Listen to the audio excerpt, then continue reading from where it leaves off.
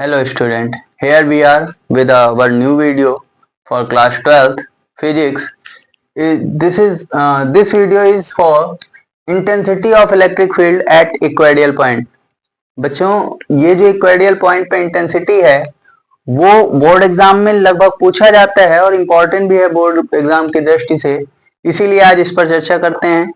ठीक है, तो इंटेंसिटी ऑफ इक्वेडियल पॉइंट का मतलब होता है किसी एक एंगुलर पॉइंट पे पॉइंट का स्टेबल होना, कि उस पॉइंट का स्टेबल होना जिस पर हमें वैल्यू फाइंड करनी है। ठीक है भाई, तो लिखा है उसी के अकॉर्डिंग एक फिगर बनेगा। इसमें आप Q1 और Q2 लेंगे जिसके बीच का पॉइंट O और R डिस्टेंस पे एक पॉइंट P मान लेते हैं। ठीक है, इसी P पॉइंट पर हमें क्या फाइंड करना रहेगा, intensity of electric field find करनी रहेगी। ठीक है, तो चलिए बात करते हैं इस पर। वही लिखा है, जैसा फिगर बना है उस हिसाब से आप लिखना शुरू कर देंगे। तो लिखा है अकॉर्डिंग टू द फिगर, चित्र देखिएगा आप, ठीक है, फिगर देखते रहिएगा।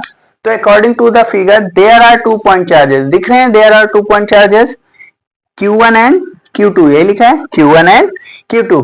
Q1 पे कौन सा चार्ज है, प्लस का है, Q2 पे माइनस का है। ठीक, फिर between them A point is O, उनके बीच एक पॉइंट है, दिख रहा है O, और फ्रॉम द पॉइंट O से at the distance of R distance पे एक पॉइंट स्टेबल है P, क्या स्टेबल है, P। ठीक, ऑन इट, इसी पॉइंट पर हमें क्या फाइंड करना है, वैल्यू ऑफ E यानी intensity of electric field find करनी है हमें। ठीक है, चलिए इस पर बात करते हैं। तो सबसे पहले लेंगे फॉर Q1, ठीक है, फॉर Q1 के लिए जब इसको लेंगे तो हो जाएगा, Q1 के लिए ले रहे हैं तो E1 equal to 1/4πε0 Q upon R square. ध्यान दीजिएगा, R स्क्वायर तो होता है जे R square plus L square भी तो ऐड हो रहा है, यानी R square plus L square. Clear. अब ध्यान दीजिएगा, इससे इस एंगल के बीच देखिए एक एंगल क्रिएट हो रहा है E1, E से E1 के बीच। ठीक, इसी एंगल के कारण एक कांस्टेंट, एक एंगुलर जुड़ता है, या कह सकते हैं त्रिकोणमितीय अनुपात जुड़ता है। ठीक है, जो कि है कॉस, क्या जुड़ेगा, कॉस। ठीक है, कॉस थीटा। क्लियर। अब इस पर बात करते हैं, जैसे हमने E1 के लिए Q1 के लिए लिया है उसी तरह हम Q2 के लिए लेंगे। तो Q2 के लिए क्या हो जाएगा, for Q2 E2 equal to late किया जाएगा 1/4πε0 Q अपॉन, फिर वही R square plus L square, क्योंकि डिस्टेंस इधर से भी तो उतनी है जितनी इधर से थी, R स्क्वायर और एल स्क्वायर इसमें भी ऐड हो रहा है, सेम हो जाएगा, और फिर कॉस थीटा। क्लियर।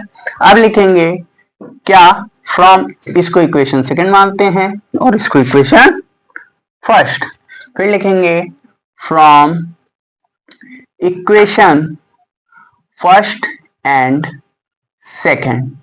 ठीक है, फर्स्ट एंड सेकंड करेंगे तो E equal to E1 plus E2। Clear. Value put करते हैं, E1 की वैल्यू क्या है, 1/4πε0 Q upon R square plus L square और कॉस थीटा, यही है। फिर Q2 E2 की वैल्यू भी वही है, E2 की क्या है, 1/4πε0 Q upon R square plus L square cos theta. Clear. अब देखिए एक ही फैक्टर कितने बार लिखे हैं, 2 बार, तो इसको हम लिख सकते हैं कि E equal to 1/4πε0 Q upon R square plus L square, और 2 बार लिखा था इसलिए 2 cos theta. Clear. Cos theta को ऐड कर देते हैं, बाकी को कॉमन भी मान सकते हैं आप। ठीक है, 2 कॉस थीटा। अब बैक टू द फिगर, हम फिगर पे आएंगे और एक आपने जो है त्रिकोणमितीय अनुपात पढ़ा होगा या ट्रायंगुलर रेशियोज पढ़े होंगे, जिसमें आपने पढ़ा होगा पाइथागोरस थ्योरम। क्या पढ़ा होगा, पाइथागोरस थ्योरम। कॉस थीटा के लिए हम वही थ्योरम लगाएंगे। तो कॉस इक्वल टू क्या होता है बेटे, हमने पढ़ रखा है कि cos equal to base upon hypotenuse. क्या होता है, बेस अपॉन हाइपोटेनियस। बेटे यहाँ बेस कितना है, बेस तो L है, तो हम कॉस की जगह क्या लिख सकते हैं, बेस की जगह की L।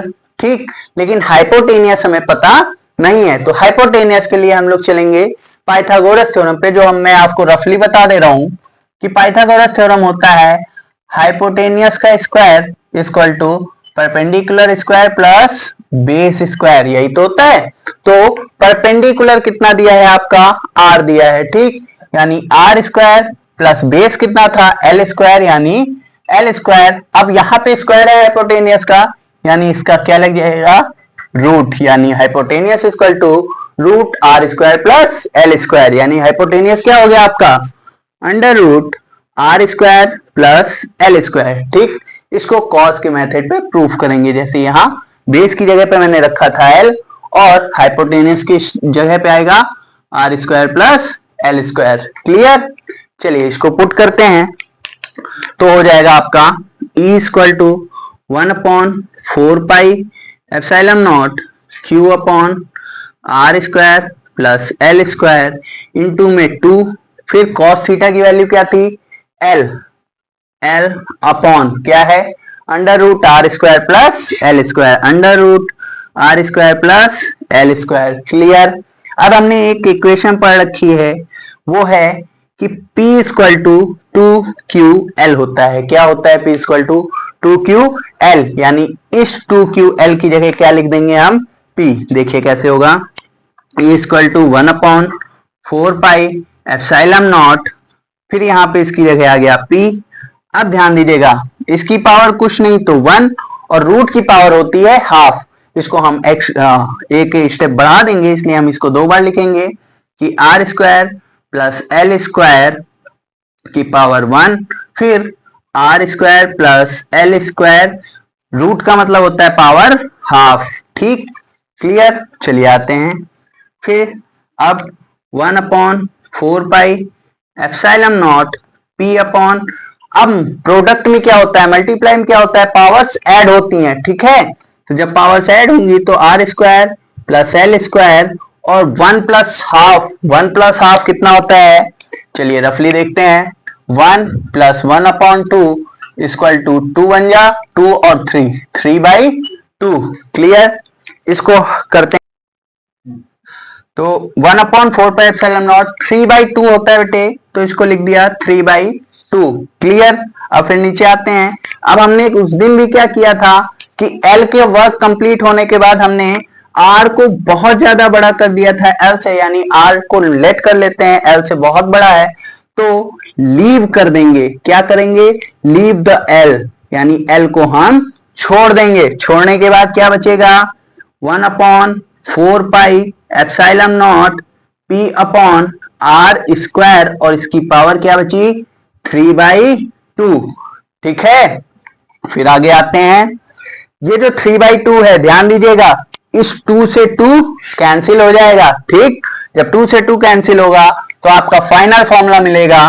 फाइनल फॉर्मूला क्या होगा, E equal to, final formula E equal to 1/4 pi epsilon nought, और क्या बचा, P अपॉन आर क्यूब, क्या बचा भाई, P अपॉन आर क्यूब। यही आपका फाइनल प्रोडक्ट है, क्लियर। यही आपकी वैल्यू है इक्वेडियल पॉइंट पे इंटेंसिटी ऑफ इलेक्ट्रिक फील्ड की, क्लियर। उम्मीद करता हूं आपको मेरा ये डेरिवेशन समझ में आया होगा, और यदि इनमें कोई दिक्कत है या प्रॉब्लम है तो कमेंट करें और हमारे चैनल को सब्सक्राइब करें। जय हिंद।